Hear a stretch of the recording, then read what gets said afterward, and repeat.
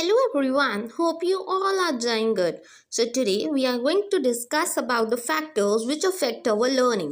Learning क्या होती है, उसके सारे कंसेप्ट को, उसके नेचर को हमने कल पढ़ा था और आज हम पढ़ेंगे कौन से ऐसे फैक्टर्स हैं जो लर्निंग को इफेक्ट करते हैं। तो सबसे पहला फैक्टर है इंटेलेक्चुअल फैक्टर, मीन्स आपके माइंड से रिलेटेड, आपकी मेंटल एबिलिटी से रिलेटेड। इन्वायरमेंटल फैक्टर्स की जो आसपास का जो इन्वायरमेंट है कैसे आपकी लर्निंग के प्रभाव डालता है। इमोशनल फैक्टर्स, ठीक है। फिजिकल फैक्टर्स आपकी हेल्थ से लेकर मीडिया की बात को लेकर, आपकी कैसे मीडिया है, चाहे प्रिंटेबल है चाहे नॉन प्रिंटेबल है, कैसे आपकी लर्निंग को इफेक्ट करती है। और आपके रिलेशन अपने टीचर्स के साथ, पेरेंट्स के साथ, पीयर्स के साथ कैसे आपकी। So now let's start with the intellectual factors. तो इंटेलेक्चुअल फैक्टर्स क्या होते हैं? जो आपकी मेंटल एबिलिटी से रिलेटेड होते हैं, आपकी पुरानी नॉलेज से रिलेटेड होते हैं। तो पहली है intellectual ability. Everyone has different intellectual strengths and weaknesses.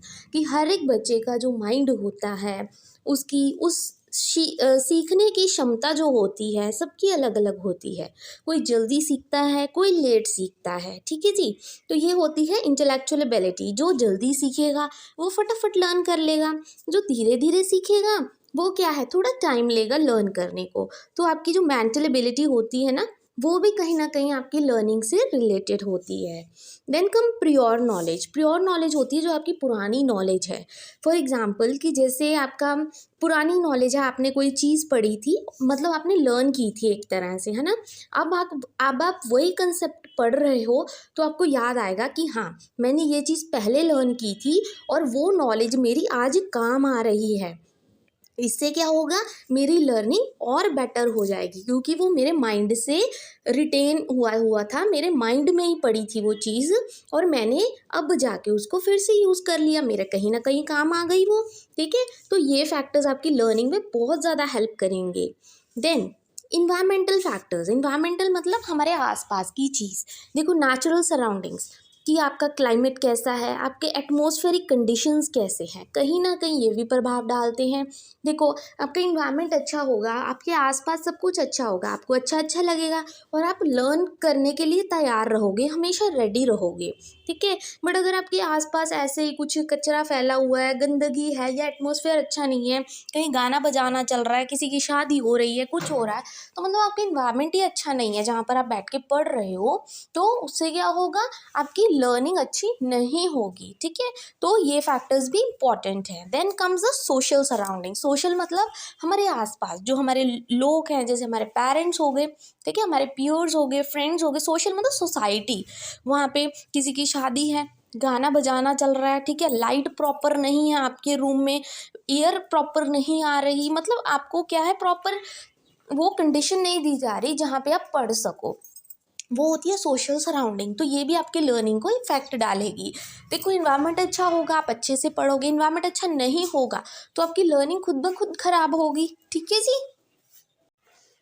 अब आते हैं फिजिकल फैक्टर्स की तरफ। फिजिकल फैक्टर्स मीन्स आपकी हेल्थ कैसी है, क्या आपकी आई साइट ठीक है, क्या आप प्रॉपर खाना खाते हो, क्या आपका जो खाना खाते हो उसमें प्रॉपर न्यूट्रिशन है, ठीक है जी। तो ये सारी चीज़ें भी इफेक्ट करती हैं। देखो, कोई बच्चा प्रॉपर खाना नहीं खा रहा, अब खाना नहीं खाएगा, एनर्जी कहाँ से आएगी, एनर्जी नहीं होगी, उसका माइंड कैसे चलेगा, माइंड नहीं चलेगा तो पढ़ेगा क्या, ठीक है। तो पहली चीज़ हेल्थ, कि क्या बच्चा बीमार तो नहीं है। अगर बच्चा बीमार होगा तो उसकी सारा ध्यान बीमारी की तरफ होगा और वो अच्छे से नहीं पढ़ पाएगा। मगर अगर वही बच्चा अच्छा होगा, मतलब उसकी हेल्थ सही होगी, बिल्कुल फिट होगा, तो वो एक्टिवली पढ़ेगा। देन फिजिकल डेवलपमेंट, कि बच्चे की जो बॉडी चेंजेस है, मतलब फिजिकल डेवलपमेंट है वो सही है। क्योंकि कई बच्चे क्या होते हैं, स्ट्रेस्ड आउट रहते हैं इसी चीज़ को लेकर, भाई मेरी तो हाइट कम है, मेरी हाइट ज़्यादा है, मुझे कोई कुछ बोलता है, कोई कुछ बोलता है। तो ये सारी बच्चे की फिजिकल डेवलपमेंट में आती है, ठीक है जी। न्यूट्रिशन, की क्या बच्चा जो खाता है उसमें प्रॉपर न्यूट्रिशन है। अगर उसको अपने खाने में प्रॉपर न्यूट्रिशन मिलेगा तो वो हेल्दी रहेगा, ठीक है। विजुअल एंड ऑडिटरी डिफेक्ट्स, कि क्या उस बच्चे को देखने की दिक्कत तो नहीं आ रही, सुनने की दिक्कत तो नहीं आ रही। क्योंकि देखो, ये सब चीज़ें अगर बच्चे को सुनाई नहीं अच्छे से दे रहा, वो क्या पढ़ेगा बेचारा। अगर उसको दिखाई अच्छे से नहीं देगा तो क्या पढ़ेगा, कुछ नहीं, ब्लैक बोर्ड तो उसको वैसे ही नहीं दिखेगा। तो ये फिजिकल डिफेक्ट्स में आ जाते हैं, फिजिकल फैक्टर्स में आ जाते हैं, जो कहीं ना कहीं आपकी लर्निंग को इफ़ेक्ट करते हैं। उसके बाद आते हैं इमोशनल फैक्टर्स। इमोशन मतलब इमोशंस, अगर आप स्ट्रेस में रहोगे तो आपकी लर्निंग खराब होगी, अगर आप प्रॉपर सोओगे नहीं, स्लीप प्रॉपर नहीं होगी तो भी आपकी लर्निंग इफेक्ट होगी, अगर आप डर में रहोगे कि टीचर डरा के आपको पढ़ा रहा है, ठीक है, पनिश कर रहा है, तो उससे भी आपकी लर्निंग अच्छी नहीं होगी।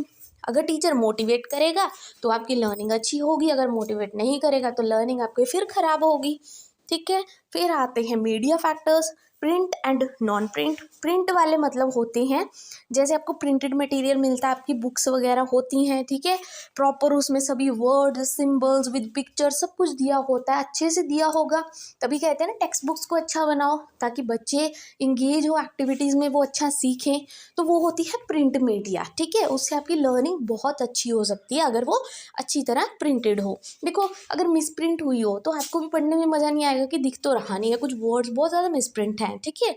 नॉन प्रिंट कौन से होते हैं, जो इलेक्ट्रॉनिक है, जैसे कि आपकी स्क्रीन्स लगी होती है ना क्लासेस में आपको पढ़ाने के लिए, वो वाली हो गई, कंप्यूटर हो गया, टेली कॉन्फ्रेंसिंग होगी, ये नॉन प्रिंटेबल मटेरियल होता है, ठीक है, जो इलेक्ट्रॉनिक होता है जिससे आपको पढ़ाया जा सकता है। क्योंकि देखो ये जो डिवाइसेस हैं, आजकल टेक्नोलॉजी बढ़ रही है, अच्छे से अगर इनको यूज़ करोगे तो आपकी लर्निंग भी अच्छी होगी, ठीक है, नहीं करोगे तो आपकी लर्निंग खुद ब खुद खराब होगी। तो कहीं ना कहीं ये भी क्या है, लर्निंग पर इफेक्ट डालते हैं।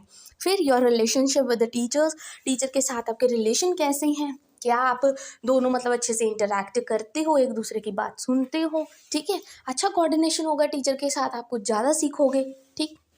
विद पेरेंट्स, पेरेंट्स के साथ आपका रिलेशन अच्छा होगा, प्रॉपर अंडरस्टैंडिंग होगी, रिस्पेक्ट होगी एक दूसरे को लेकर, तो हेल्दी इन्वायरमेंट रहेगा घर के आसपास, ठीक है, घर में भी अच्छा इन्वायरमेंट रहेगा। अगर वही आपके पेरेंट्स में लड़ाई होती रहेगी और आप भी बीच में पिसते रहोगे तो क्या होगा, उससे आपकी लर्निंग पर इफेक्ट पड़ेगा। देन रिलेशनशिप विद पीयर्स, मतलब पीयर्स कोई भी आपके स्कूल में, आपकी सोसाइटी में कोई भी, मतलब आपके फ्रेंड्स हों, ठीक है, सोसाइटी में आप किसी के साथ खेलने जाते हो शाम को प्लेग्राउंड में, तो ये सब चीज़ें भी आपकी लर्निंग पर इफेक्ट डालती हैं। आप गलत दोस्तों के साथ रहोगे तो आपकी लर्निंग गलत दिशा की तरफ जाएगी, ठीक है, अच्छे दोस्तों के साथ रहोगे तो आपकी लर्निंग अच्छी दिशा की तरफ जाएगी, ठीक है। तो आपको क्या है, अच्छा इन्वायरमेंट लेना चाहिए खुद के लिए, ये आप पे डिपेंड करता है, as well as these factors, कि आपकी हेल्थ ठीक है, आपके रिलेशनशिप्स कैसे हैं, media factors and most of the emotional factors and intellectual factors. I hope today's video is useful for you. Thank you very much and please don't forget to like and subscribe my channel.